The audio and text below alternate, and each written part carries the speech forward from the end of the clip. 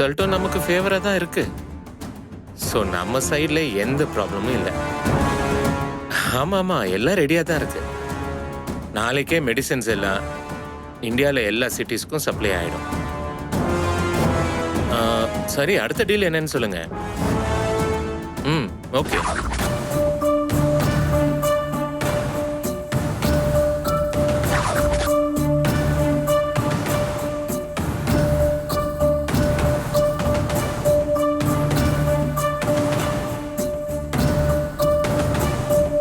Sir, sorry sir. இந்த நேரத்தில் நான் உங்களுக்கு கால் பண்ணி தொந்தரவு பண்ணுறது தப்பு தான் sir. Please understand sir. Sir, Rudra கண்டிப்பாக தப்பு பண்ணியிருக்க மாட்டா சார். சார், இதில் வேற எதுவும் நடந்திருக்கு சார். சார், ப்ளீஸ் சார், அவளோட சஸ்பென்ஷனை மட்டும் கொஞ்சம் கேன்சல் பண்ணிடுங்க சார், ப்ளீஸ். சார், நீங்கள் வேணா அவளுக்கு கொஞ்சம் டைம் கொடுத்து பாருங்களேன். கண்டிப்பாக இதுக்கு பின்னாடி யார் இருக்காங்கன்னு ருத்ரா கண்டிப்பா கண்டுபிடிச்சு காட்டுவா. Sir, please understand.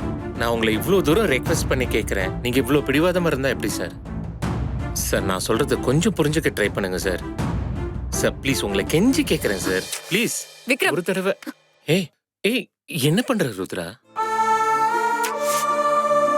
எதுக்குங்க கண்டவங்க கிட்ட எல்லாம் கெஞ்சிக்கிட்டு இருக்கீங்க?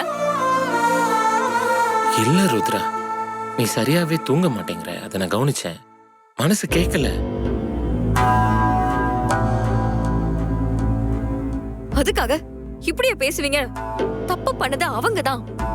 நாம ஒண்ணும் அவங்க கிட்ட கெஞ்ச வேண்டிய அவசியம் இல்ல விக்ரம். இங்க பாரு, எனக்கு அதெல்லாம் தெரியாது ருத்ரா. நீ நிம்மதியா இருக்கணும், அவ்வளவுதான்.